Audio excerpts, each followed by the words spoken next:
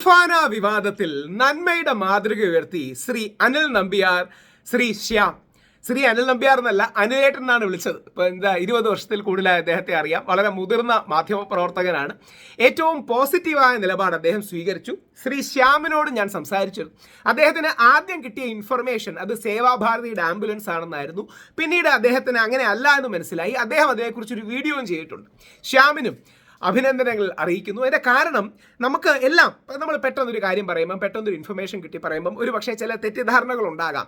അത് തിരുത്താൻ കാണിക്കുന്ന മനസ്സ് സ്വാഗതാർഹമാണ്. അത് അറിയാതെ പോകരുത്. ശ്രീ അനിലിന് നമ്മുടെ ഇർഫാനാജി കൊടുത്ത മറുപടിയും വളരെ നല്ലതാണ്.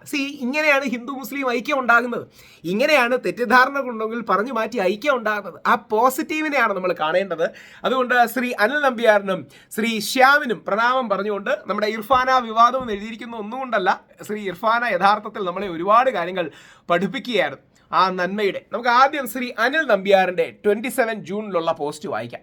ശ്രീ അനിൽ നമ്പ്യാറുടെ പോസ്റ്റാണ്. അദ്ദേഹം നല്ല വിശ്വാസിയാണ്. എന്താ പറയണേ, ബ്രോഡ്ലി നാഷണലിസ്റ്റ് എന്ന് അദ്ദേഹം വിളിക്കുന്ന, അല്ലെങ്കിൽ റൈറ്റ് ലീനിങ് എന്നോ നാഷണലിസ്റ്റ് എന്നോ വിളിക്കുന്ന പക്ഷത്തേക്ക് താല്പര്യമുള്ള വ്യക്തിയാണ്. അപ്പോൾ നമ്മുടെ അനിൽ നമ്പ്യാർജിയുടെ പോസ്റ്റ് വായിക്കാം. മതമല്ല മുഖ്യം, മറിച്ച് മനുഷ്യത്വമാണ് മുഖ്യമെന്ന് തെളിയിച്ച കാസർഗോഡ് ജില്ലാ പഞ്ചായത്ത് അംഗം ഇർഫാന ഇക്ബാലിന് ബിഗ് സല്യൂട്ട്. അർബുദ ബാധിതനായി ആരോരുമില്ലാതെ ഒറ്റപ്പെട്ട് കഴിഞ്ഞിരുന്ന നാരായണേട്ടന്റെ മൃതദേഹം ഹൈന്ദവാചാര പ്രകാരം ദഹിപ്പിച്ചതിന് നമ്മുടെ ഇർഫാനയ്ക്ക് എന്താ പറയുന്നത് സപ്പോർട്ട് ചെയ്തിരിക്കുകയാണ്. മതമൈത്രിയും മതസൗഹാർദ്ദവും മാനവ സൗഹാർദ്ദവും ഉയർത്തിപ്പിടിച്ച പ്രിയപ്പെട്ട സഹോദരിയെ മാതൃകയാക്കുക എന്നുള്ളതാണ് പറഞ്ഞിരിക്കുന്നത്. അനിൽജിയുടെ ആ 3ാമത്തെ പാരഗ്രാഫ് ഞാൻ വായിക്കുന്നില്ല. ഞാൻ വായിക്കാത്തത് ബോധപൂർവമാണ്, വേറൊന്നും കൊണ്ടല്ല.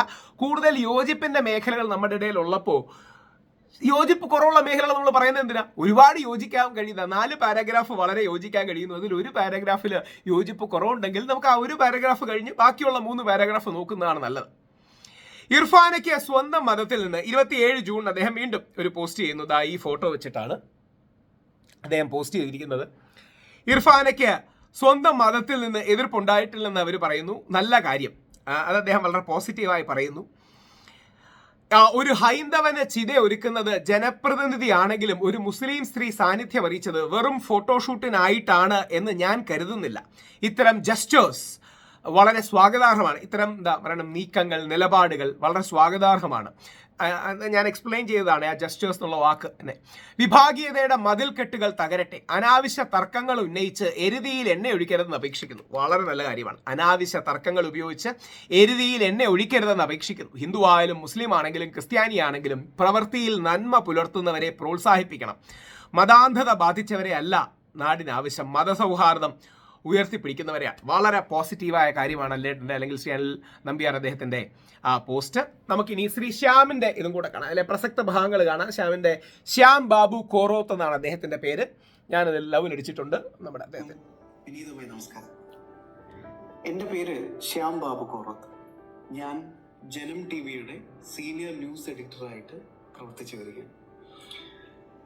എല്ലാവർക്കും അറിയാലോ, കഴിഞ്ഞ ദിവസം മീഞ്ച സ്വദേശിയായ നാരായണേട്ടൻ അദ്ദേഹത്തിന്റെ ശവസംസ്കാരവുമായി ബന്ധപ്പെട്ട് ചില വാർത്തകളും വിവാദങ്ങളും ഒക്കെ കൊടുമ്പിരിയുണ്ട്. സ്വാഭാവികമായിട്ട് ഒരു മാധ്യമ പ്രവർത്തകൻ എന്ന നിലയിൽ ആ വാർത്ത ശ്രദ്ധയിൽപ്പെടുകയും അത് കൃത്യമായി തന്നെ ജനങ്ങളിലേക്ക്, അതിന്റെ സത്യാവസ്ഥ ജനങ്ങളിലേക്ക് എത്തിക്കാനുള്ള പൂർണ്ണ ഉത്തരവാദിത്തം ജനം ടിവിയുടെ ഒരു മാധ്യമ പ്രവർത്തകൻ എന്ന രീതിയിൽ, എന്ന നിലയിൽ എനിക്കുണ്ട് എന്ന ഉറച്ച വിശ്വാസത്തോടു കൂടിയാണ് ഇന്നലെ ഞങ്ങളുടെ എഡിറ്റോറിയൽ ഡിസ്കഷനായ റൈറ്റ് സൈഡിൽ ഈ വാർത്ത കൃത്യമായി തന്നെ പറഞ്ഞത്. അതിൽ ഞങ്ങളുടെ നിലപാടും പറഞ്ഞു.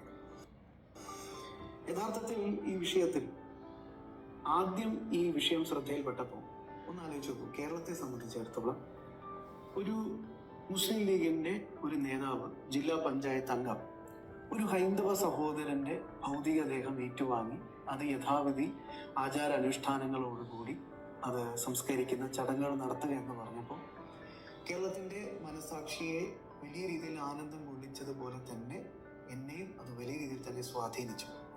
അതിനുശേഷം മറ്റു പല വാർത്തകളും വന്നു. അദ്ദേഹത്തിൽ അതിൽ ധാരണയുണ്ട്. ഞാൻ അതിലെ പ്രസക്ത ഭാഗങ്ങൾ ഞാൻ എടുത്ത് അതും കൂടെ നമുക്ക് കേൾപ്പിക്കാം. അതിൻ്റെ കാര്യം എന്ന് പറഞ്ഞാൽ അങ്ങനെ പോസിറ്റീവുകളെ നമ്മൾ എപ്പോഴും ഹൈലൈറ്റ് ചെയ്ത് മുമ്പോട്ട് പോകണം എന്നുള്ളത് കൊണ്ടാണ് നമ്മളത് ചെയ്യുന്നത്. ബാക്കി കൊടുക്കും. അതിൽ ഈ സേവാഭാരതിയുടെ പ്രധാനപ്പെട്ട ഒരു പ്രവർത്തകൻ എല്ലാവർക്കും അറിയാം, കാസർഗോട്ടുകാർക്ക് സുപരിചിതനായ രഘുവേട്ടൻ ആ കൂട്ടത്തിൽ, ആ ഫോട്ടോയിൽ ഉണ്ടായിരുന്നു. അപ്പൊ വീണ്ടും സംശയം തോന്നി. സേവാഭാരതിയെ പറ്റി പ്രിയപ്പെട്ട പ്രേക്ഷകർക്ക് ഒരു മുഖപുരയുടെ ആവശ്യമില്ല. നൂറുകണക്കിന് ഇങ്ങനെയുള്ള മൃതദേഹങ്ങൾ മഹാമാരി നേരിട്ട സമയത്തും ഉരുൾപൊട്ടൽ ഉണ്ടായ സമയത്തും പ്രകൃതി ദുരന്തങ്ങൾ ഉണ്ടായ സമയത്തും ഒക്കെ ആരോരും ഏറ്റെടുക്കാനില്ലാത്ത ഇങ്ങനെ ഒരുപാട് മൃതദേഹങ്ങൾ യഥാവിധി കർമ്മങ്ങളുടെ അടിസ്ഥാനത്തിൽ സംസ്കരിച്ച ഒരു സന്നദ്ധ സംഘടനയാണ്. ഒരുപാട് സേവന പ്രവർത്തനങ്ങൾ നടത്തുന്ന ഒരു സന്നദ്ധ സംഘടനയാണ്. അവരെ സംബന്ധിച്ചിടത്തോളം ഇങ്ങനെ ഒരു വിഷയത്തിൽ അവർ മാറി നിൽക്കുമോ എന്നൊരു സംശയം എനിക്കുണ്ട്. പിന്നെ ചില മാധ്യമ പ്രവർത്തകരുടെ ഭാഗത്തുനിന്ന് ലഭിച്ച വിശദാംശങ്ങളുടെ അടിസ്ഥാനത്തിൽ ഈ ചിതയൊരുക്കിയതും ഇതിന്റെ പൂർണ്ണ ചെലവും വഹിച്ചത് ഈ മുസ്ലിം ലീഗിന്റെ നേതാവ് ഇർഫാനെയാണ് എന്ന രീതിയിലുള്ള ചില വാർത്തകളും വന്നു. സ്വാഭാവികമായിട്ടും ഇങ്ങനെ ഒരു നെറേറ്റീവിന്റെ ഭാഗമാണോ, ഇതൊരു PR വർക്കിന്റെ ഭാഗമാണോ എന്നൊരു സംശയം സ്വാഭാവികമായിട്ടും എനിക്കും ഉണ്ടായി, എന്നിലെ മാധ്യമ പ്രവർത്തകരിലും ഉണ്ടായി. അതിന്റെ അടിസ്ഥാനത്തിലാണ് ഇന്നലെ റൈറ്റ് സൈഡിൽ അങ്ങനെ ഒരു പരാമർശം എൻ്റെ ഭാഗത്തു നിന്നുണ്ടായത്. സ്വാഭാവികമായിട്ടും ആ ആംബുലൻസ് അത് സേവാഭാരതിയുടെ ആണെന്ന്, സ്വാഭാവികമായിട്ടും നമ്മൾ രഘുവേട്ടനാണല്ലോ കാണുന്നത്, സേവാഭാരതിയുടേതാണ് എന്ന രീതിയിലും എനിക്ക് പറയേണ്ടി വന്നു. പിന്നീടാണ് ഇതിൽ കുറച്ചുകൂടി വ്യക്തത വരുന്ന ഒരു സാഹചര്യം ഉണ്ടായത്. ഈ മീഞ്ച സ്വദേശി നാരായണൻ എന്ന ആള് സംഘവുമായോ സംഘപ്രസ്ഥാനങ്ങളുമായോ വിധത്തിലുള്ള ബന്ധമോ അടുപ്പമോ പുലർത്തിയിട്ടില്ല. അപ്പൊ രണ്ട് പ്രധാനപ്പെട്ട ഒരു തെറ്റിദ്ധാരണകളാണ് ഈ വിഷയത്തിൽ ഉണ്ടായത്. ഒന്ന്, ഇദ്ദേഹത്തിന്റെ ഭൗതികദേഹം കൊണ്ടുവന്ന ആംബുലൻസ് സേവാഭാരതിയുടേതല്ല, ഇദ്ദേഹം ഒരു സംഘത്തിന്റെ സജീവ പ്രവർത്തകനുമായിരുന്നില്ല. എന്നാൽ ചിതി ഒരുക്കിയതും സ്വാമിജിയുടെ നിർദ്ദേശപ്രകാരം ബാക്കി കാര്യങ്ങളൊക്കെ ചെയ്തത് ഇർഫാൻജി ഒരു സ്വാമിജിയെ വിളിച്ചിരുന്നു. രഘുവേട്ടൻ തന്നെയാണ് എന്നും മനസ്സിലാക്കാൻ സാധിച്ചു. സ്വാഭാവികമായിട്ടും അതിൽ വലിയ രീതിയിൽ തന്നെ ഞാൻ ഹൃദയപൂർവ്വം ആ തെറ്റ് ചൂണ്ടിക്കാണിച്ച ഒരുപാട് പേരുണ്ട്. അവരോടൊക്കെ എൻ്റെ നന്ദി തീർച്ചയായും പറയുകയാണ്. കാരണം തെറ്റ് പറ്റാത്ത മനുഷ്യരില്ലല്ലോ. ഇത്തരത്തിലുള്ള സാഹചര്യങ്ങൾ തീർച്ചയായും ശ്രദ്ധിച്ച് തന്നെയാണ് മുന്നോട്ട് പോകുന്നത്. ഒരു മാധ്യമ പ്രവർത്തകൻ എന്ന രീതിയിൽ സസൂക്ഷ്മം ശ്രദ്ധിച്ച് തന്നെയാണ് മുന്നോട്ട് പോകുന്നത്. എന്തായാലും ഈ വിഷയത്തിൽ രാഷ്ട്രീയ നിലപാടുകൾ എടുത്ത് അതിന് അപ്പോൾ വളരെ പോസിറ്റീവാണ് അദ്ദേഹം പറഞ്ഞത്. 2-3 കാര്യങ്ങളാണ്. ഇനി അതിൻ്റെ കൂടുതൽ ക്ലാരിറ്റി അറിയില്ല. അവിടുത്തെ RS-കാരെ ഒന്നും വ്യക്തിപരമായിട്ട് എനിക്കറിയില്ല. ഞാൻ 1-2 പേരെ വിളിച്ചു ചോദിച്ചപ്പോൾ എൻ്റെ കൂടുതൽ ഡീറ്റെയിൽസും കിട്ടിയില്ല. പക്ഷേ ബ്രോഡ്ലി സ്പീക്കിംഗ് ഒരു നല്ലതാണ്. ഇത്തരം പരസ്പര സമവായങ്ങളും സമന്വയങ്ങളും നല്ലതാണ്. ആ ഒരു ബാലൻസാണ് ഈ രാജ്യത്തുള്ളത്. ഞാൻ നമ്മുടെ ഇർഫാനാജി നമ്മുടെ നമസ്തേ പറയുന്ന ഒരു ചിത്രമാണ്, നമസ്കാരം പറയുന്ന ഒരു ചിത്രമാണുള്ളത്. ഇതേപോലെ പുള്ളിയുടെ ഒരു സ്ക്രീൻ ഗ്രാബ്, ശ്യാമിൻ്റെ ഒരു സ്ക്രീൻ ഗ്രാബ്, നമസ്ത പറയുന്ന സ്ക്രീൻ ഗ്രാബ് എടുത്തത്. കാര്യം നമ്മുടെ രാജ്യം ഏതൊരു രാജ്യവും നിലനിൽക്കുന്ന ഒരു ബാലൻസിലാണ്. അതുകൊണ്ടാണ് ഞാൻ പലപ്പോഴും പറയാറുള്ളത്, മഹാത്മാഗാന്ധി ഹിന്ദു, ക്രിസ്ത്യൻ, മുസ്ലിം എന്ന രീതിയിലാണ് നമ്മുടെ കൊടി പോലും വിഭാവനം ചെയ്യുന്നത്. അതിൻ്റെ റീസൺ ഇതാണ്. എൻ്റെ റീസൺ എന്ന് പറഞ്ഞാൽ ഏതൊരു രാജ്യത്തിൻ്റെയും ആത്മാവ് അതിൻ്റെ സന്തുലനം, ബാലൻസ് പോലുള്ള കാര്യങ്ങളിലാണ്. വളരെ പോസിറ്റീവായ നിലപാട് ഈ വിഷയത്തിലെടുത്ത അനിലേട്ടൻ ഞാൻ പണ്ട് മുതൽ വിളിച്ചിരുന്ന ശ്രീ അനിൽ നമ്പ്യാറിന് പ്രണാമം അർപ്പിക്കുന്നു.